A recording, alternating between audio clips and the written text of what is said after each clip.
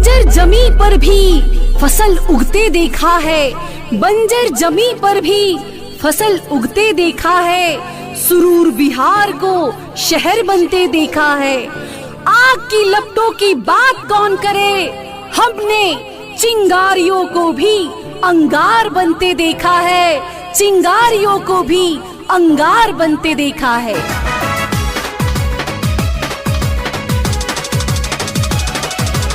मुझे मंदिर भी प्यारा है, मुझे मस्जिद भी प्यारा है, मुझे मंदिर भी प्यारा है, मुझे मस्जिद भी प्यारा है। कहीं रहमान लिख देना, कहीं राम लिख देना।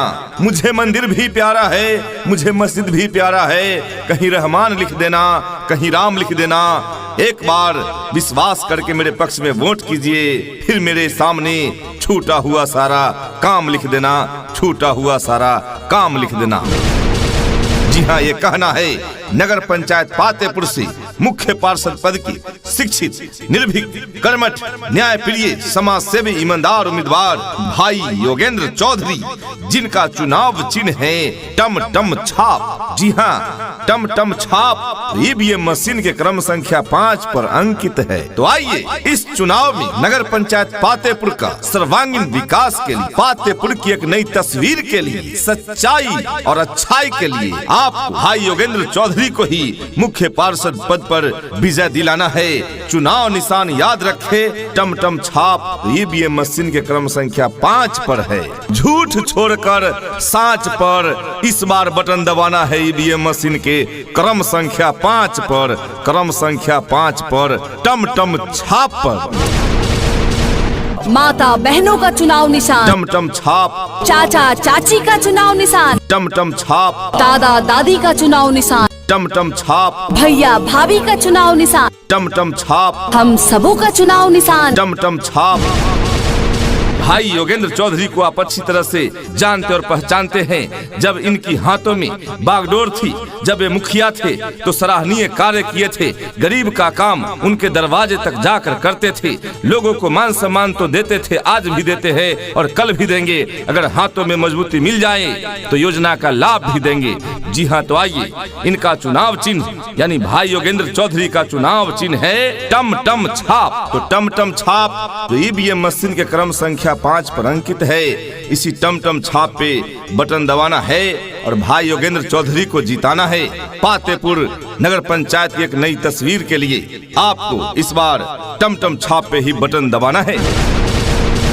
माता बहनों का चुनाव निशान टम टम छाप, चाचा चाची का चुनाव निशान, टम टम छाप, दादा दादी का चुनाव निशान, टम टम छाप, भैया भाभी का चुनाव निशान, टम टम छाप, हम सबों का चुनाव निशान, टम टम छाप। टम टम छाप जिंदाबाद, जिंदाबाद जिंदाबाद, टम टम छाप जिंदाबाद, जिंदाबाद जिंदाबाद, भाई योगेंद्र चौधरी जिंदाबाद, जिंदाबाद जिंदाबाद, भाई योगेंद्र चौधरी जिंदाबाद, जिंदाबाद जिंदाबाद, नगर पंचायत पातेपुर की जनता जिंदाबाद, जिंदाबाद जिंदाबाद, नगर पंचायत पातेपुर की जनता जिंदाबाद, जिंदाबाद जिंदाबाद, मजदूर किसान जिंदाबाद, जिंदाबाद जिंदाबाद, छात्र नौजवान जिंदाबाद, जिंदाबाद जिंदाबाद। 5 नंबर पर हौले चाची टम टम छाप निशानवा, टम टम छाप निशानवा। 5 नंबर पर हौले चाची टम टम छाप निशानवा, टम टम छाप निशानवा। दबाई हाथू बटनवा मोरा चाची, दबाई हाथू बटनवा मोरा चाची, दबाई हाथू बटनवा मोरा चाची, दबाई हाथू बटनवा मोरा चाची। अरे बाबू बोली ना काका। अरे अपना नगर पंचायत पातेपुर से मुख्य पार्षद यानी चेयरमैन के चुनाव में केकर चांस बा अब की रे? ए काका, अपना नगर पंचायत पातेपुर से मुख्य पार्षद पद यानी चेयरमैन में योगेंद्र चौधरी के चांस बा।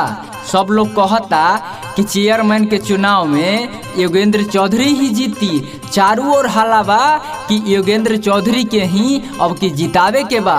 अरे बाबू, अरे उहे योगेंद्र चौधरी न जे पहले मुखिया रहलन। हाँ चाचा, रउआ सही कहतानी, पहले मुखिया जे पूर्व मुखिया रहलन ओहे योगेंद्र चौधरी चेयरमैन से चुनाव लड़ता रन। आ सब लोग कहता कि योगेंद्र चौधरी के है अब की जितावे के बा। अरे बाबू, योगेंद्र चौधरी के चुनाव निशान का बारे ए काका, योगेंद्र चौधरी के चुनाव निशान टमटम छाप बा जे ईवीएम मशीन के 5 नंबर पर बा।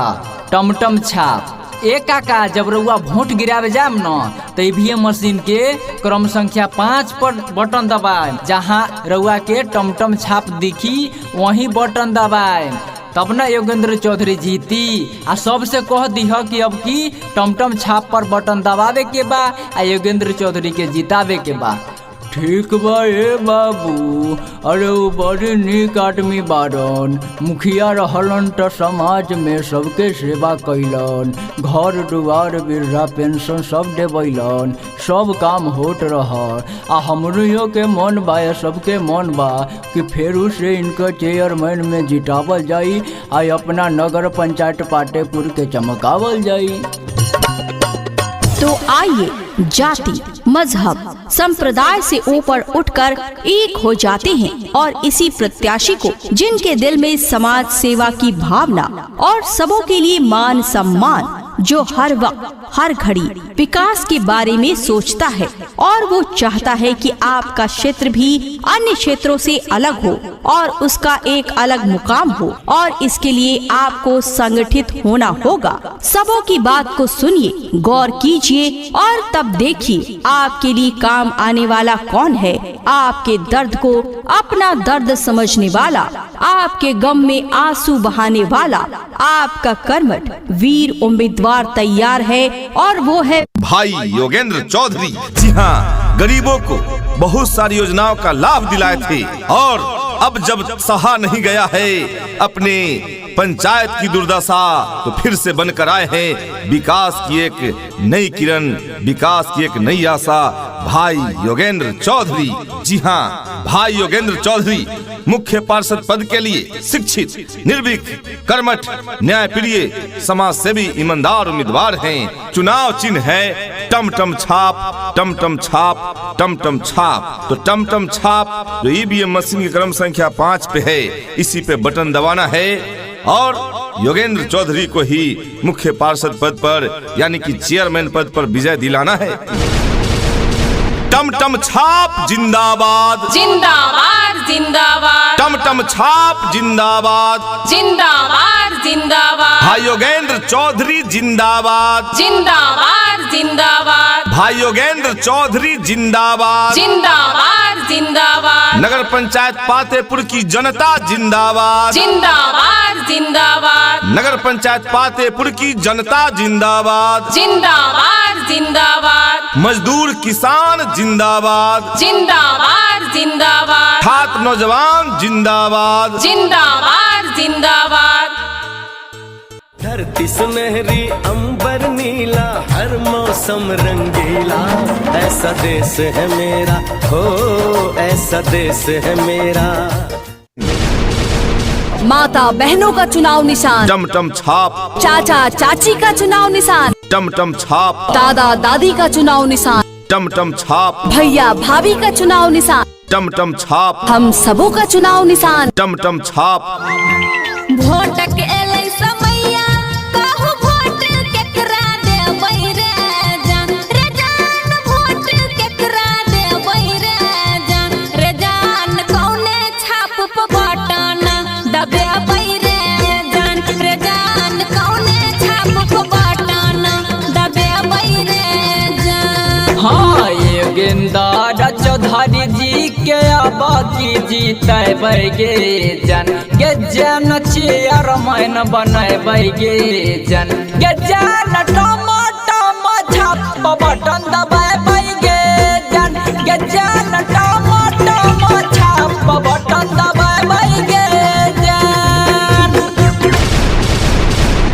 जी हाँ, आपके हाथ में है आपके मतों का निर्णय। आपका एक गलत निर्णय आपको वर्षों पछताने पर मजबूर कर सकता है।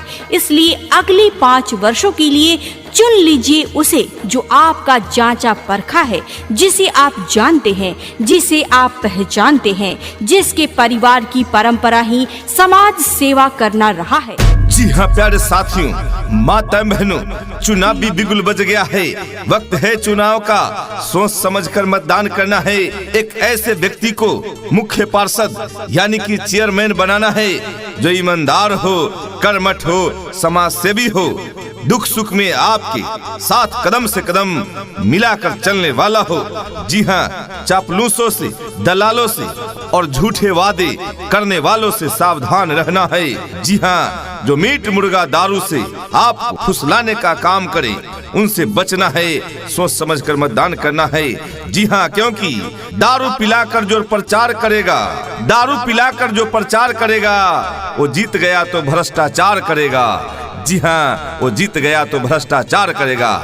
इसलिए आपको बिकना नहीं है, आपको मतदान करना है। सोच समझकर अपना वोट ऐसे व्यक्ति को देना है जो आपके झोली तक योजनाओं को ला सके, आपके घर तक योजनाओं को पहुंचा सके, आपको आपका हक दिला सके। तो ऐसे व्यक्ति आपके बीच आए हैं भाई योगेंद्र चौधरी।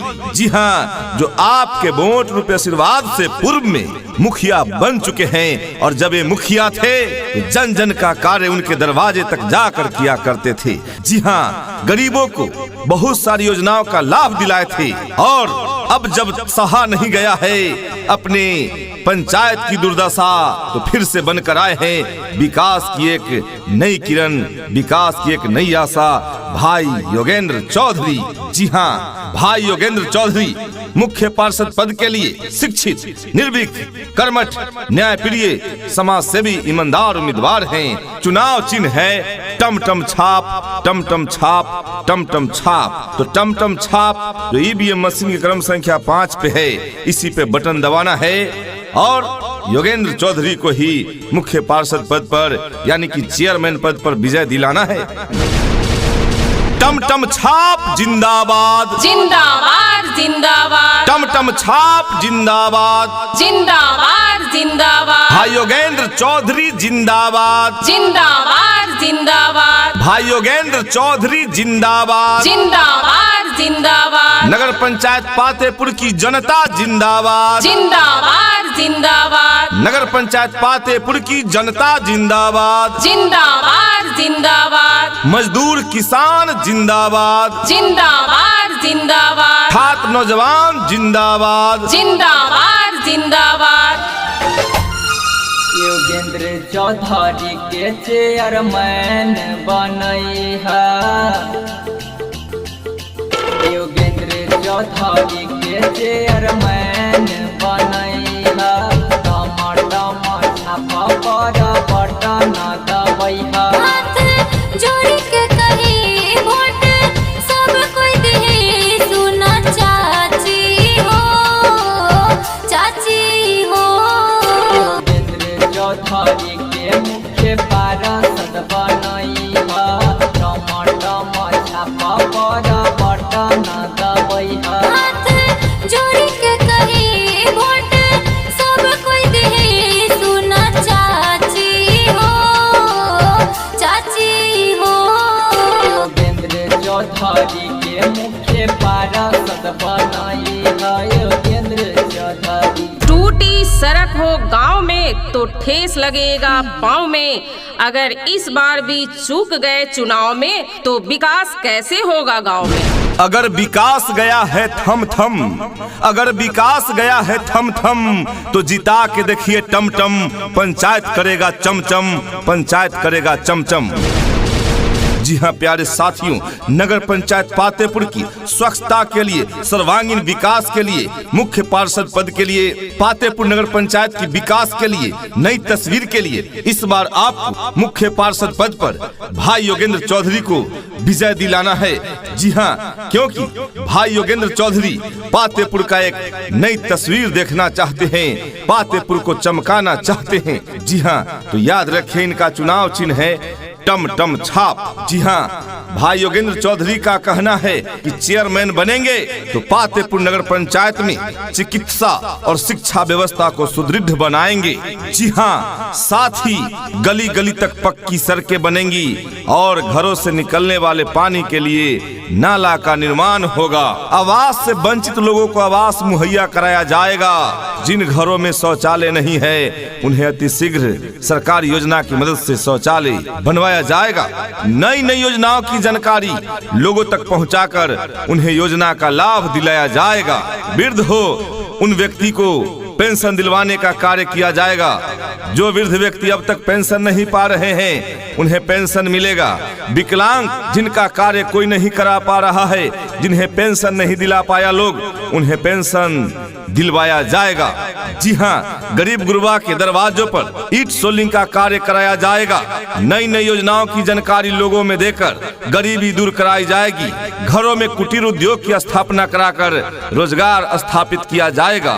जी हाँ, तो आइए इन्हीं सब सोच के साथ आपके बीच आए हैं भाई योगेंद्र चौधरी, जो मुख्य पार्षद पद की उम्मीदवारी लेकर आपके बीच आए हैं, यानी चेयरमैन के लिए उम्मीदवारी लेकर आपके बीच आए हैं। पूर्व में मुखिया रह चुके योगेंद्र चौधरी आपसे हाथ जोड़कर अपने पक्ष में वोट करने का अपील करते हैं। जी हाँ, भाई योगेंद्र चौधरी को आप अच्छी तरह से जानते और पहचानते हैं। जब इनकी हाथों में बागडोर थी, जब वे मुखिया थे तो सराहनीय कार्य किए थे। गरीब का काम उनके दरवाजे तक जाकर करते थे। लोगों को मान सम्मान तो देते थे, आज भी देते हैं और कल भी देंगे। अगर हाथों में मजबूती मिल जाए तो योजना का लाभ भी देंगे। जी हाँ, तो आइए इनका चुनाव चिन्ह यानी भाई योगेंद्र चौधरी का चुनाव चिन्ह है टम टम छाप। तो टम टम छाप जो ईवीएम मशीन के क्रम संख्या 5 पर अंकित है, इसी टम टम छाप पे बटन दबाना है और भाई योगेंद्र चौधरी को जिताना है। पातेपुर नगर पंचायत की एक नई तस्वीर के लिए आपको इस बार टम टम छाप पे ही बटन दबाना है। माता बहनों का चुनाव निशान टम टम छाप, चाचा चाची का चुनाव निशान, टम टम छाप, दादा दादी का चुनाव निशान, टम टम छाप, भैया भाभी का चुनाव निशान, टम टम छाप, हम सबों का चुनाव निशान। टम टम छाप, टम टम छाप जिंदाबाद, जिंदाबाद जिंदाबाद, टम टम छाप जिंदाबाद, जिंदाबाद जिंदाबाद, भाई योगेंद्र चौधरी जिंदाबाद, जिंदाबाद जिंदाबाद, भाई योगेंद्र चौधरी जिंदाबाद, जिंदाबाद जिंदाबाद, नगर पंचायत पातेपुर की जनता जिंदाबाद, जिंदाबाद जिंदाबाद, नगर पंचायत पातेपुर की जनता जिंदाबाद, जिंदाबाद जिंदाबाद, मजदूर किसान जिंदाबाद, जिंदाबाद जिंदाबाद, छात्र नौजवान जिंदाबाद, जिंदाबाद जिंदाबाद। जनता का विश्वास तो इनके साथ है।